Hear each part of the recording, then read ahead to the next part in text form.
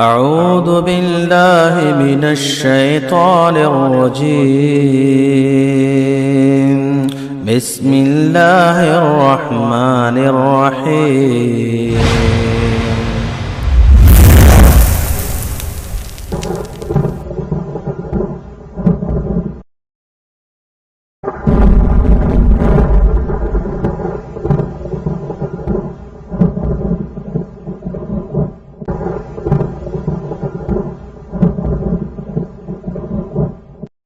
کی 3 صورتوں کا ذکر کیا ہے۔ ایک صورت تو یہ ہے کافر کو کافر نہ سمجھنا، دوسری صورت یہ ہے کہ ان کے کفر میں شک کرنا، تیسری صورت یہ ہے کہ ان کے مذہب کو صحیح سمجھنا۔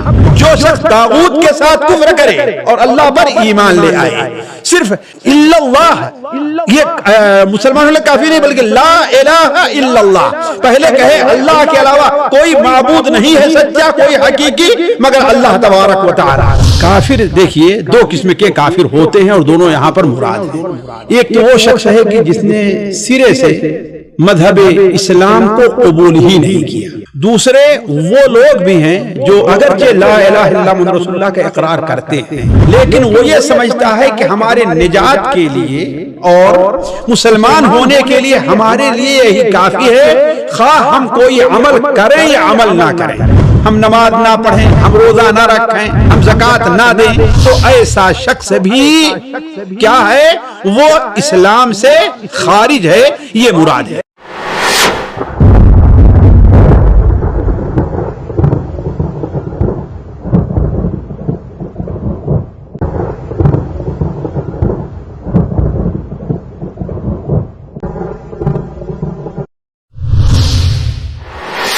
بسم اللہ الرحمن الرحیم، الحمدللہ رب العالمین، وصلی اللہ علی نبینا محمد وعلی آلہ واصحابہ اجمعین۔ پیارے بھائیو، السلام علیکم ورحمۃ اللہ وبرکاتہ۔ اسلام کے منافی امور میں تیسری چیز جو شیخ محمد عبد الوہاب رحمہ اللہ نے رکھی ہے وہ یہ ہے کہ جو شخص مشرکین کو کافر نہ سمجھے یا ان کے کفر میں شک کرے یا ان کے مذہب کو صحیح سمجھے تو وہ بھی کافر ہو گیا۔ گویا کہ اس میں 3 چیز بیان کی ہیں۔ دیکھیں، پہلی چیز تو ہمیں یہ سمجھنا چاہیے کہ اس میں جو کافر سے مراد کیا ہے۔ کافر دیکھیے 2 قسم کے کافر ہوتے ہیں اور دونوں یہاں پر مراد ہیں۔ ایک تو وہ شخص ہے کہ جس نے سرے سے مذہب اسلام کو قبول ہی نہیں کیا، اس نے کلمہ نہیں پڑھا، وہ اسلام کے اندر داخل ہی نہیں ہوا، چاہے وہ جس شکل میں ہیں، یہود ہے، نصارہ ہیں، بت پرست ہیں، کسی بھی قسم کے سارے لوگ اس میں داخل ہیں۔ دوسرے وہ لوگ بھی ہیں جو اگرچہ لا الہ الا اللہ محمد رسول اللہ کا اقرار کرتے ہیں، وہ اپنے کو مسلمان ہونے کے دعوے دار ہیں، لیکن اس کے ساتھ ساتھ وہ ایسے اعمال کا ارتکاب کرتے ہیں جن کا اسلام کے منافی ہونا، اسلام کے ضد ہونا وہ متفق علیہ ہے۔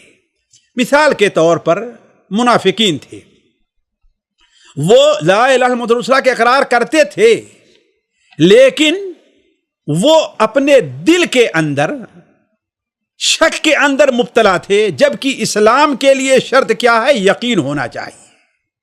اسی طریقے سے اگر کوئی شخص لا الہ الا اللہ محمد رسول اللہ کے اقرار تو کرتا ہے لیکن وہ یہ سمجھتا ہے کہ ہمارے نجات کے لیے اور مسلمان ہونے کے لیے ہمارے لیے یہی کافی ہے، خواہ ہم کوئی عمل کریں یا عمل نہ کریں، ہم نماز نہ پڑھیں، ہم روزہ نہ رکھیں، ہم زکوٰۃ نہ دیں، ہے نا، صرف ہم نے اگر لا الہ الا اللہ محمد رسول اللہ پڑھ لیا ہے تو یہ ہمارے نجات کے لیے کافی ہے، تو ایسا شخص بھی کیا ہے؟ وہ اسلام سے خارج ہے، یہ مراد ہے۔ البتہ بعض وہ اعمال جو علماء کے نزدیک مختلف فی ہیں، ان کا کفر ہونا وہ اس میں داخل نہیں۔ مثال کے طور پر بعض علماء کہتے ہیں نماز کا چھوڑنے والا کافر ہے، بعض کہتے ہیں کافر نہیں ہے، تو اس سے یہ مراد نہیں ہے۔ تو ہر وہ عمل جس سے مذہب سے خارج ہونا علماء کے نزدیک متفق علیہ ہے وہی یہاں پر مراد ہے، اور جو متفق علیہ نہیں وہاں پر مراد نہیں ہے۔ دوسرا مسئلہ یہ ہے کہ آخر ایسے شخص کو کافر کیوں کہا گیا ہے؟ دیکھیں اس کی کئی وجہ ہے. پہلی چیز تو یہ ہے کہ اللہ تبارک و تعالی نے ان کے کافر اور مشرک اور ابدی جہنمی ہونے کا فیصلہ فرما دیا. لہذا اب اگر ان کو کوئی کافر نہیں کہتا تو گویا قرآن کو جھٹلا رہا ہے. اللہ تعالیٰ فرماتا ہے وَمَن يَعْصِ اللَّهَ وَرَسُولَهُ فَإِنَّ لَهُ نَارَ جَهَنَّمَ خَالِدِينَ فِيهَا أَبَدًا. جو اللہ اور اس کے رسول کی نافرمانی کرتا ہے، یعنی نہ اللہ پر ایمان لے آیا اور نہ ہی رسول پر ایمان لے آیا، تو اس کے لیے جہنم کی آگ ہے جس میں وہ ہمیشہ ہمیشہ رہیں گے. ان الذين كفروا من اهل الكتاب والمشركين في نار جہنم خالدین فيها اولئک هم شر البریہ. جو لوگ اہل کتاب میں سے اور مشرکین میں سے انہوں نے کفر کیا ہے وہ جہنم کی آگ میں ہمیشہ ہمیشہ رہیں گے، اور یہی سب سے برے لوگ ہیں.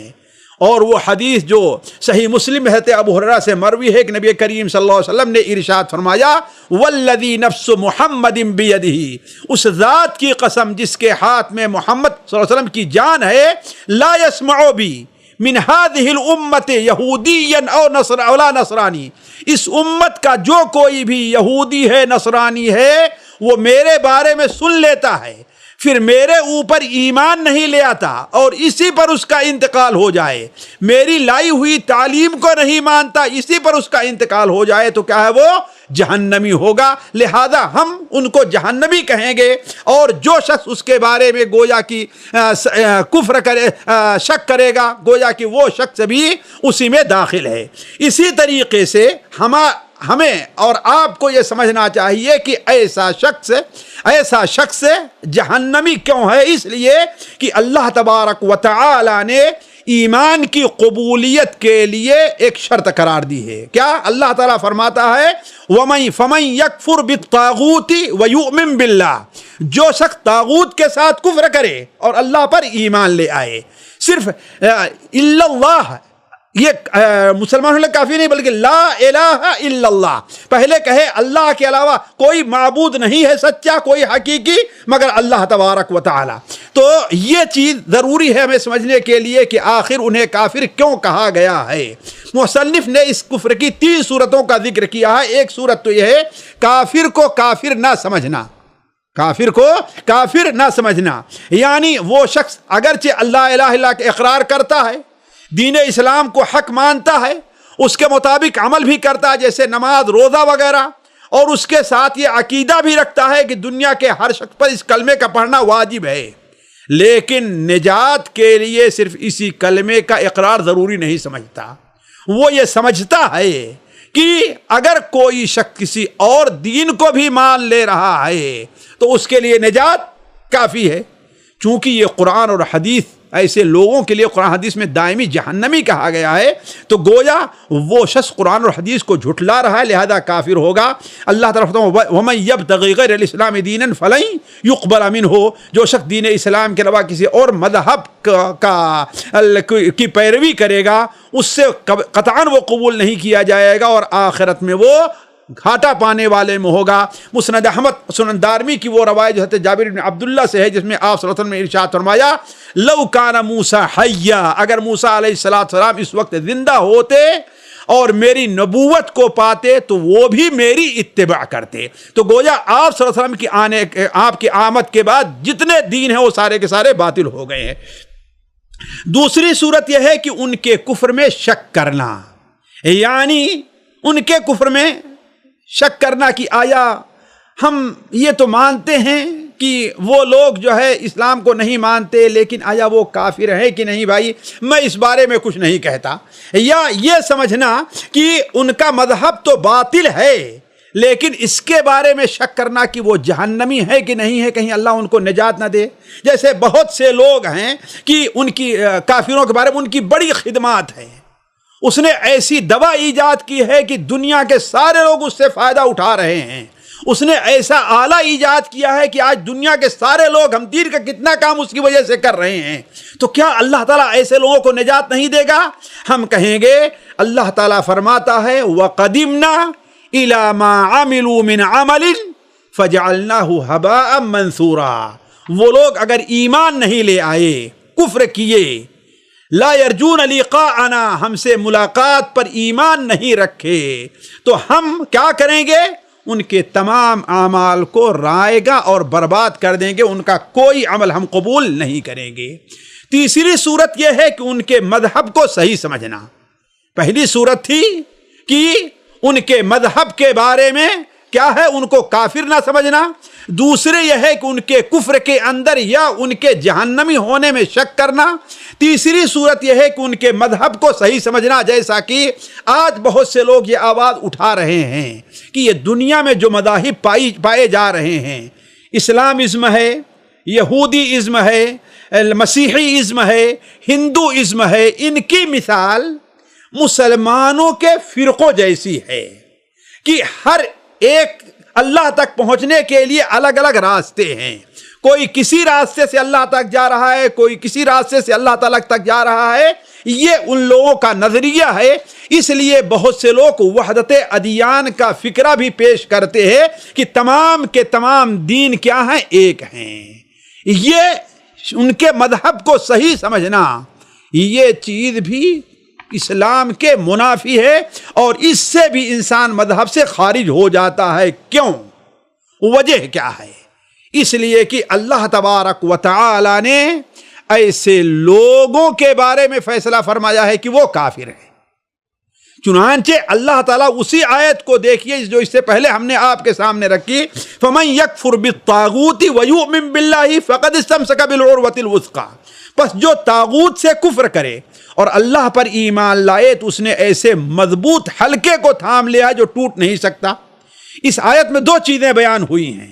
ایک تو کفر بالطاغوت، یعنی یہ کہ طاغوت کی عبادت کے بطلان کا عقیدہ رکھے، یعنی اللہ کے علاوہ کسی کی بھی عبادت کا وہ اقرار نہ کرے بلکہ اس کا انکار کرے، اور ہر قسم کے بعد جو غیر اللہ کے لیے ہو اس سے برات کا اظہار کرے۔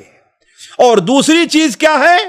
اللہ پر ایمان لے آئے، اللہ واحد کی عبادت کا اقرار کرے۔